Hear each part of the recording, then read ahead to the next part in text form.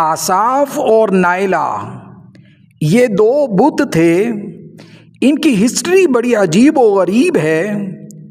یہ بڑا لمبا سفر کر کے آئے تھے شہر مکہ میں. آپ یہاں پر عربوں کی جہالت کا بھی اندازہ لگائیں گے. آصاف مرد تھا اور نائلہ عورت تھی. یہ لمبا سفر کر کے آئے کہ کعبے کا طواف کریں گے. دور جہالت میں جب بیت اللہ خالی تھا یہ دونوں بیت اللہ کے اندر داخل ہو گئے اور وہاں کوئی نہ تھا. شیطان ان پر غالب آیا. ان دونوں نے بیت اللہ کے اندر شرمناک حرکت شروع کر دی، یعنی زنا کیا. کعبے میں، بیت اللہ میں، اللہ کے گھر میں. تو اللہ رب العزت کی غیرت کو جوش آیا. یہ دونوں بت کا مجسمہ اختیار کر گئے کعبے کے اندر زنا کی حالت میں ہی.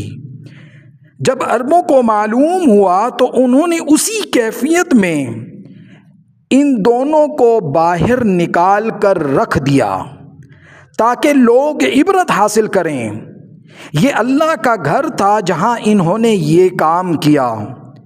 جہالت کا دور تھا، وقت گزرتا گیا. ایک وقت آیا انہیں ہی لوگوں نے معبود بنا لیا اور اس کی عبادت کرنے لگ گئے جو خود بدبختی کی علامت تھے. اسی کی ہی عبادت شروع کر دی. یہ تو حالت تھی جہالت کی. آج بھی دنیا میں کتنے مذاہب ایسے ہیں. کوئی سانپ کی عبادت کر رہا ہے، کوئی مورتی کی عبادت کر رہا ہے، کوئی بت کی عبادت کر رہا ہے، کوئی گائے کی عبادت کر رہا ہے، جبکہ پوری کائنات کا، دونوں جہان کا مالک وحدہ لا شریک ذات اللہ رب العزت کی ہے جو صرف اور صرف عبادت کے لائق ہے. اس کے علاوہ کوئی بھی عبادت کے لائق نہیں ہے.